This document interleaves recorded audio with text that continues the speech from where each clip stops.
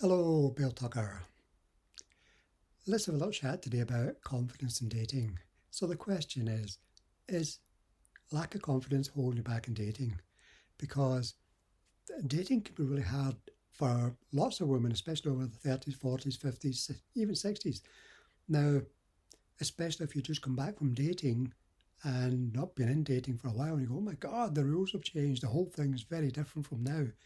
And maybe unfortunately you've attracted too many of the plonkers on the dating sites. And when I say attracted, I don't mean consciously. No one in the right mind would wake up in the morning and say, today I'm going to attract some plonkers. No, no, no, no. But there's an unconscious energy we send out that attracts the stuff we don't want sometimes and the guys we don't want. So I know you deserve a really good man. And when there's a part of us that doesn't feel as though you deserve a good man, that sabotages the whole show. So, confidence, is it holding you back in dating? So, if you feel you lack confidence in dating, is it just dating or is it every area of your life? And did you feel confident at some point in your life or different points in your life?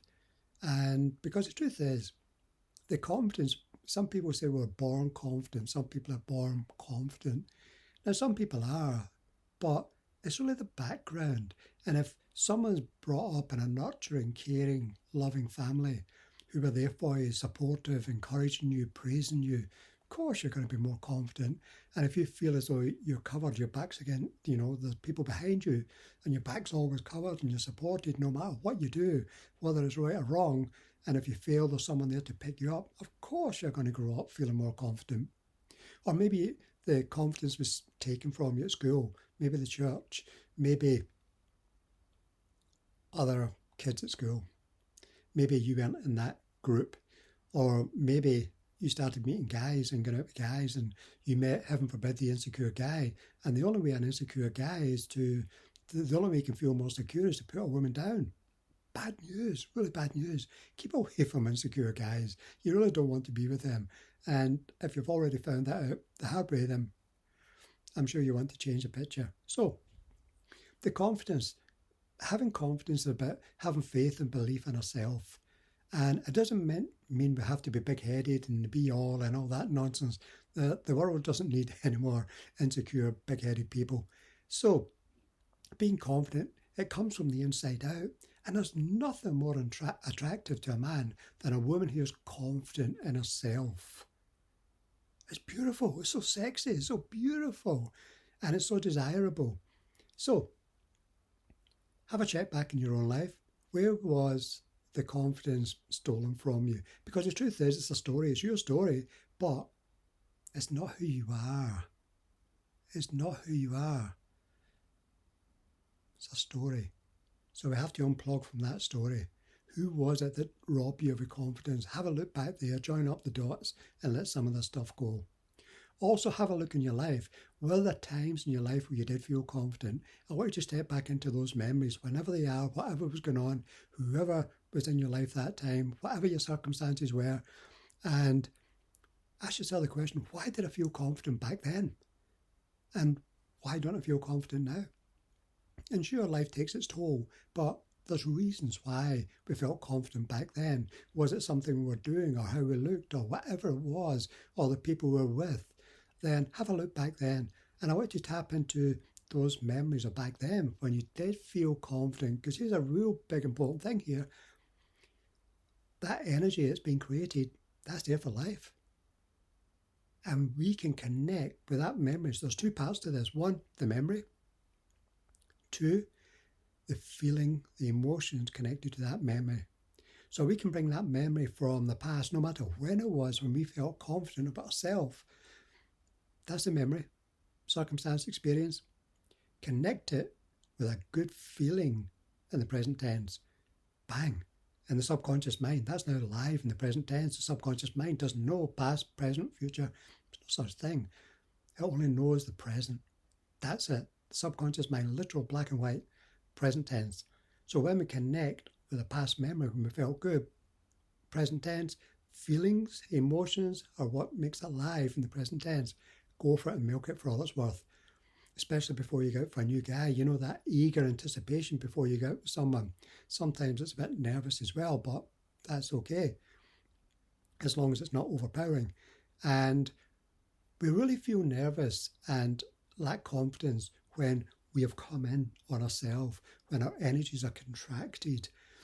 And you know what it's like when you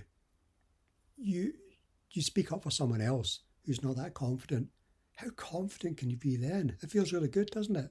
Because you're actually tapping into your natural state and you've got yourself out of yourself to be there for someone else. Much more confident, much easier. Yeah, true. So, before you go out on that date with a guy or meet anyone or connect with anyone in life, take yourself out of yourself to them.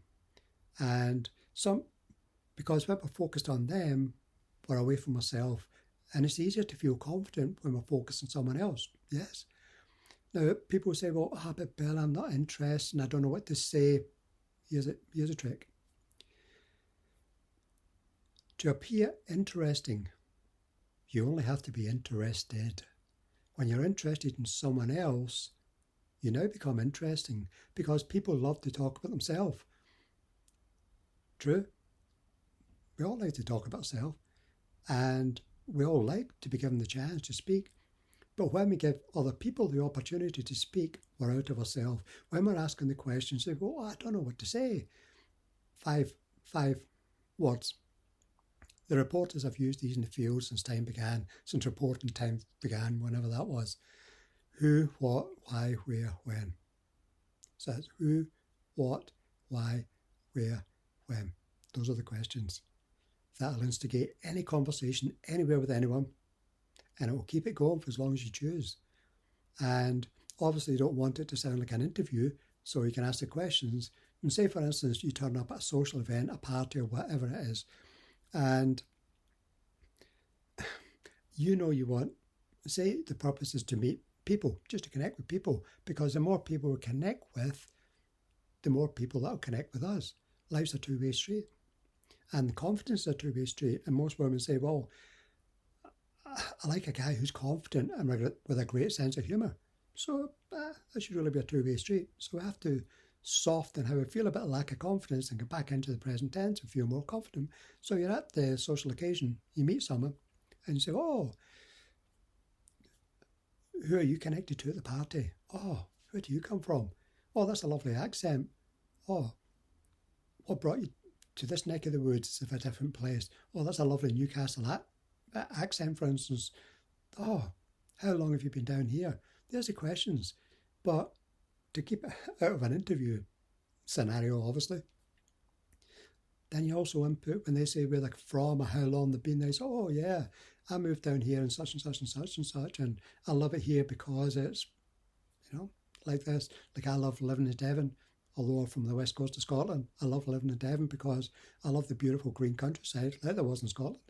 And I'm very close to Dartmoor, so open expanse of countryside, 20 minutes from the beach.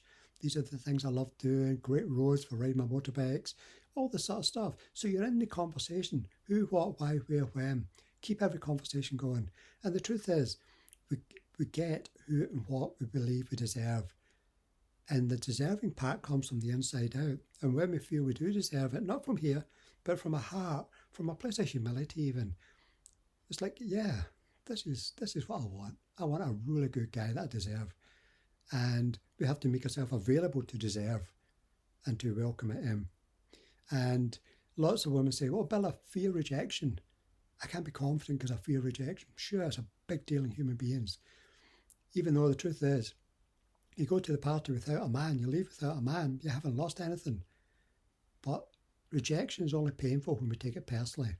There's a really good friend of mine, Stevie, in London, many, many years ago, early 20s, mid-20s, and you'd be walking along Oxford Street with Stevie and you'd be holding a conversation with him. The next minute, he's, oh, where's he gone? There's a pretty girl walking down the street on the other side. Stevie's over there. Rejection after rejection after rejection, knock back, knock back, knock. And I said to him one day, I said, Stevie, doesn't that bother you? He said, what? I said, the rejection. All these girls are saying no to you. And he just laughed. He just looked at me as if I was on Planet Zork. He says, the more times I say no, the more chance I've got of someone saying yes. He said, if I ask 100 women out and 99 say no, I only need one to say yes. And I went, oh my God. And he showed me that it's only when we take rejection personally that it hurts. So try and step out of this stuff. Who rejected you before? Who walked away from you? Who turned their back on you? All this sort of stuff. This is the story we get stuck in that stops us feeling more confident in ourselves. So, let me know how you got on. I'd love to hear what's been holding you back and what's working for you now. And if this helps you, and the implementation is the key in this.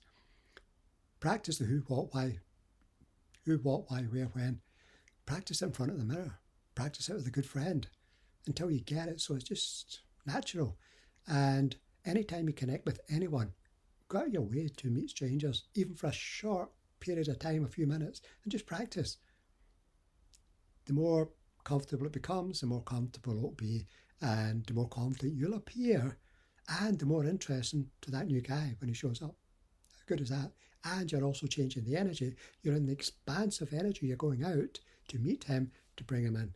How brilliant is that? Yeah. Life and dating is an inside job. Always. So, I want you to find the best man, the good man. Not a man you have to put up with, but a man that you truly deserve. Because I know that's what you do deserve. So, Bill Tucker, look forward to connecting with you very soon. Bye for now then. Be gentle.